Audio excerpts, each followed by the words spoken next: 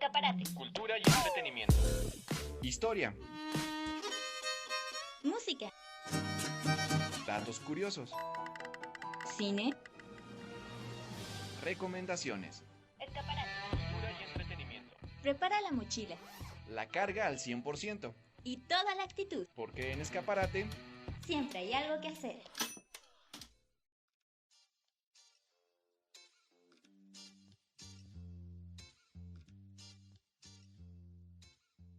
¿Qué onda, banda de Escaparate? Mi nombre es Adrián Molina y les doy la bienvenida a Escaparate Podcast, donde les compartimos temas culturales, históricos, artísticos y muchas más curiosidades. El día de hoy te vamos a platicar de algunos de los hallazgos arqueológicos en México más interesantes, específicamente de 3 piezas muy conocidas o al menos recordadas, porque sí, estoy seguro que en alguna parte las has visto o escuchado de ellas. Y es que la primera de estas es la escultura conocida como Disco de la Muerte, que fue encontrada en 1963 en la Plaza de la Pirámide del Sol, Teotihuacán. La pieza representa un cráneo humano con la lengua de fuera y con un tocado a manera de un resplandor que semeja papel plisado. Se dice que podría estar relacionado con el sacrificio humano y la muerte del sol, o bien a los periodos tardíos con Mictlantecutli, dios mexica de la muerte. Esta pieza emblemática del Museo Nacional de Antropología de la Ciudad de México y la que recibe en la Sala Teotihuacán de dicho recinto, también se le conoce, más de manera oficial, como escultura con rostro de la muerte. Fue tallada en andesita y decorada con pigmento rojo. Pertenece al periodo clásico, del 1 al 650 después de Cristo, y sus dimensiones son 126 centímetros por 102 centímetros por 25 centímetros de grosor. Según el especialista Eduardo Matos, se ha especulado que la pieza no puede ser teotihuacana y pertenecer a la cultura mexica. Para sostener esto, se argumentaba que la especie de lengua que emerge de su boca y el halo de papel plegado son representativos de la cultura mexica. Sin embargo, Mactus Moctezuma asegura que el elemento es original de la cultura teotihuacana y, como muchos otros elementos, fue retomado en otras culturas, algo común en toda Mesoamérica. Los arqueólogos creen que el halo de la escultura puede aludir a la puesta y salida del sol, ya que el cambio del día a la noche fue percibido por muchas civilizaciones mesoamericanas como un ciclo de muerte y renacimiento del sistema solar. El significado simbólico de la imagen del cráneo es en sí más difícil de identificar, pero se cree que puede aludir a la práctica ritual del sacrificio humano o ser una representación del dios de la muerte teotihuacana, Mictlantecutli. Aunque no se sepa con toda seguridad qué significó esta enigmática escultura para la civilización perdida de Teotihuacán, la ubicación de su descubrimiento podría ofrecer algunas pistas sobre su significado simbólico. En 1964, durante una extensa excavación arqueológica de Teotihuacán, el disco fue excavado en el área directamente frente a la famosa Pirámide del Sol, que, como dato curioso, es la tercera pirámide más grande del mundo. El descubrimiento pronto fue noticia internacional, y la escultura se trasladó al entonces recientemente inaugurado Museo Nacional de Antropología, para ser exhibido al público. Ahora nos vamos con otra pieza igual de simbólica y genial. Les cuento que el 21 de febrero de 1978, en el centro histórico de la Ciudad de México, fue descubierto un monolito que reveló la asombrosa imagen de la diosa de la luna, Coyolxauhqui. Y la cosa estuvo así. La madrugada del 21 de febrero de 1978, trabajadores de la hoy extinta Compañía de Luz y Fuerza del Centro reportaron el hallazgo en la esquina que por aquel tiempo conformaban las calles de Guatemala y Argentina, en el centro histórico de la Ciudad de México, de un extraño monolito.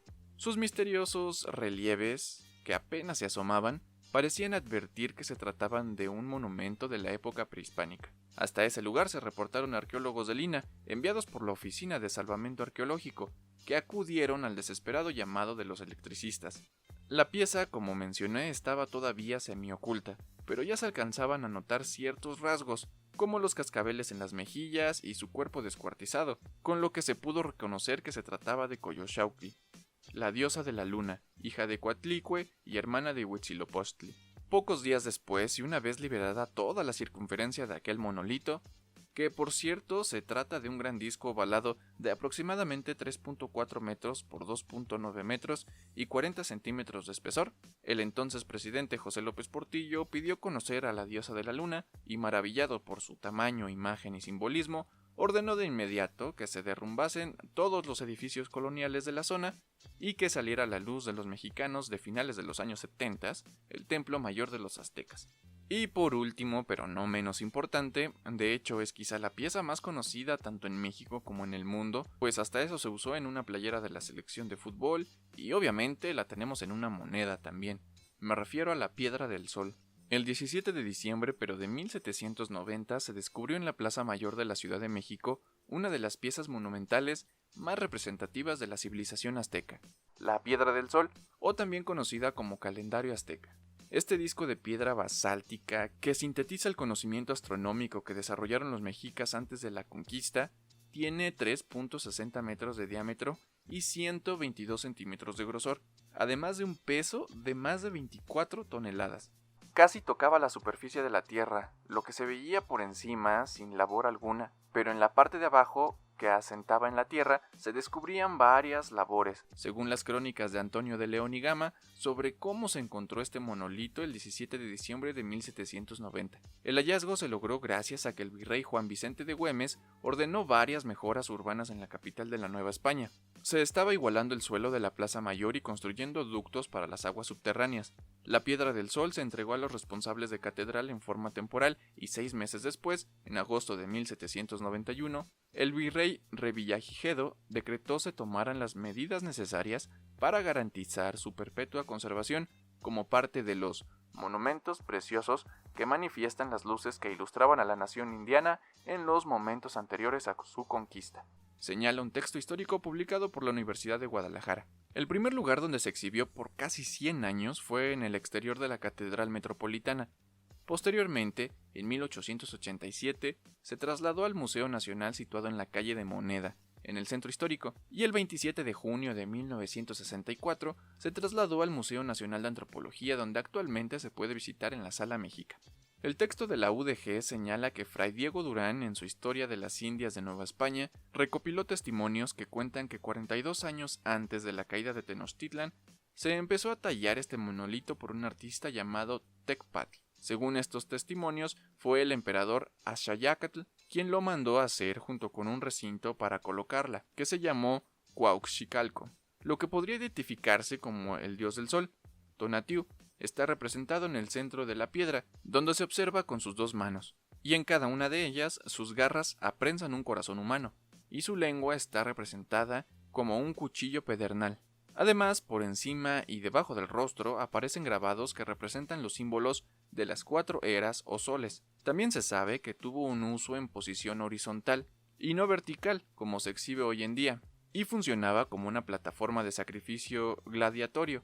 Incluso posee una cavidad que servía como depositario de corazones y de sangre del guerrero vencido. Y bien, ¿qué les pareció? ¿Conocían el origen de estas grandiosas piezas? A veces pasamos por alto estas figuras que de cierta forma las tenemos en nuestra cotidianidad, y es bueno de vez en cuando recordar su significado o lo que representan. Si quieren saber de más datos arqueológicos y muchos datos interesantes, los invitamos a seguir la página del Centro INAH Hidalgo. También les recordamos que pueden visitar nuestra página web escaparatecye.com, donde encontrarán en la entrada correspondiente a este episodio fotografías de las piezas mencionadas. También les recuerdo que nos pueden seguir en redes sociales. Nos encuentran como @escaparatecye. Síganos para que no se pierdan de nuestro contenido y de paso les invitamos a darle una checada a nuestros episodios anteriores de Escaparate Podcast. Nos pueden encontrar en Spotify, Spreaker, iHeartRadio y Google Podcast. Y si quieren echarse los episodios más antiguos, vayan a nuestro canal de YouTube, Escaparate Cultura y Entretenimiento, ahí nunca falla. Nos apoyarían muchísimo compartiendo, por favor, y recuerden que en Escaparate siempre hay algo que hacer. Muchas tardes, buenas gracias, mi nombre es Adrián Molina, hasta la próxima.